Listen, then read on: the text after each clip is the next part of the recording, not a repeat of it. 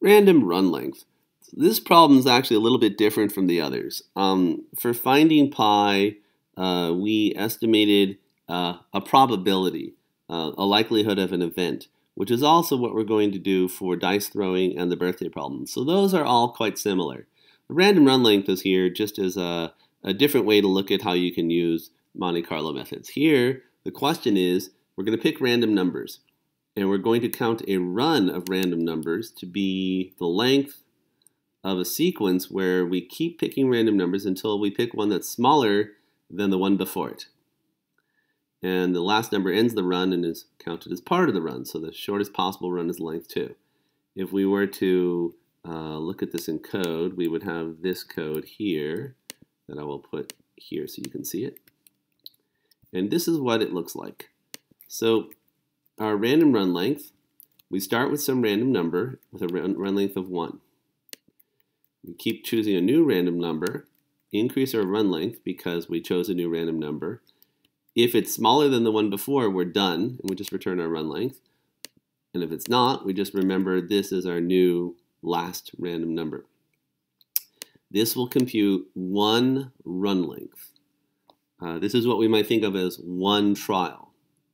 Now, in most of our examples, you run the trials repeatedly and you find the ratio of successes over total for a probability.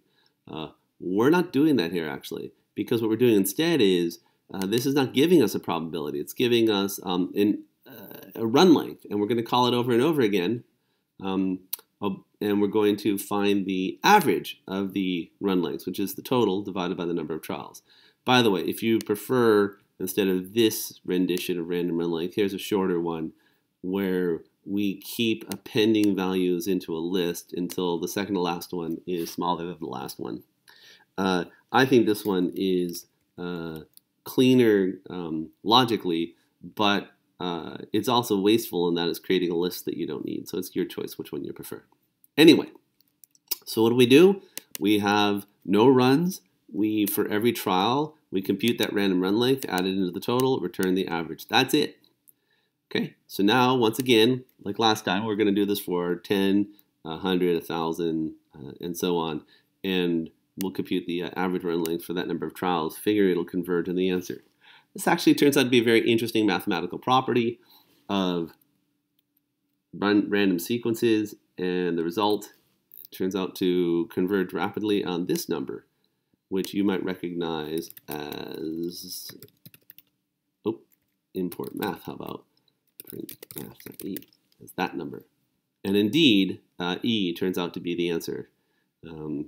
Fascinating little fact. I'll leave it to you to find a proof of this. It's out there somewhere in the internet. In any case, we didn't actually prove anything, but we observed, and we'll observe again, that it sure looks like this converges towards E. And if we were to add more trials, right, you would see it hopefully converging. 2.718 is pretty darn good. So it is definitely converging to E as far as we can observe. And there you have it.